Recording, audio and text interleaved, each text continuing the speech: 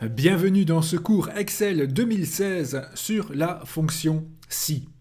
Alors vous savez qu'en bon français, le mot si exprime une condition. Et nous allons donc voir dans Excel comment gérer cette fonction si. Dans cette vidéo, à 2 choix. Dans une autre vidéo, vous aurez 3 choix et plus. Alors, pas trop de blabla, directement un cas pratique pour que tout le monde puisse bien comprendre comment gérer cette formule. Voici un exemple. Vous travaillez pour une entreprise qui va organiser une soirée accordéon bal musette uniquement pour les personnes d'au moins 50 ans. Voici votre liste de personnes. Vous voyez que vous avez différents prénoms avec différents âges. Par exemple, Gertrude qui n'est plus toute fraîche comme vous pouvez le voir.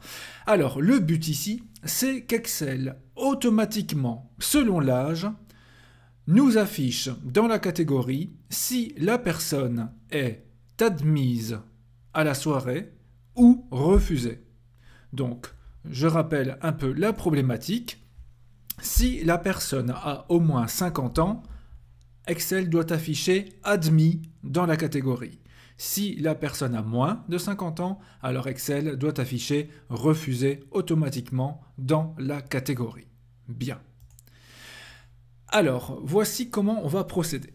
On va se placer ici dans la première case catégorie pour Armand, pour qu'Excel puisse tester son âge. On commence la formule évidemment par égal si.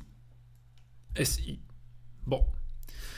Alors, après le si, nous allons ouvrir la parenthèse, comme pour la plupart des formules dans Excel. Et là, regardez bien. Excel nous aide un peu.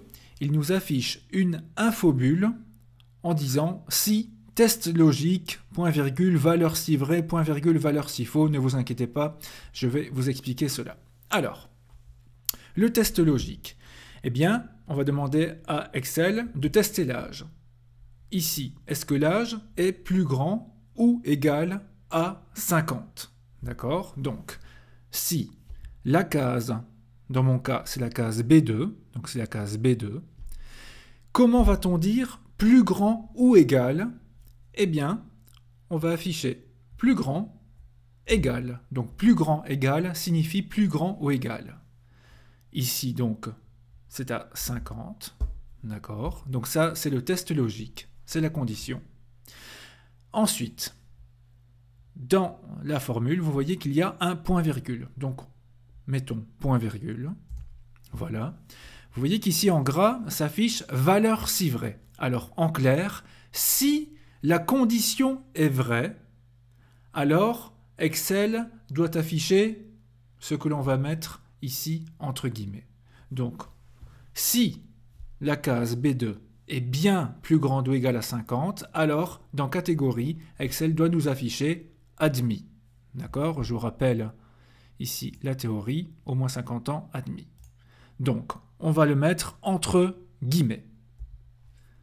Admis, voilà. On ferme les guillemets que l'on a ouverts. Point virgule.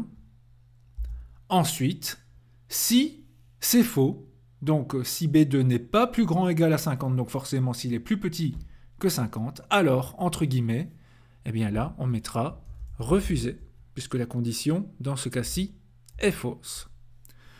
Voilà, alors n'oublions pas, nous avons ici ouvert une parenthèse, nous allons la refermer.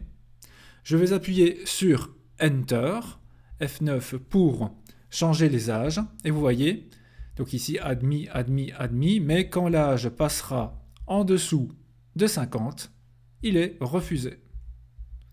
Voilà. Alors évidemment, pour gagner du temps, je vais ici cliquer donc sur la petite case noire en bas à droite pour recopier la formule pour chaque.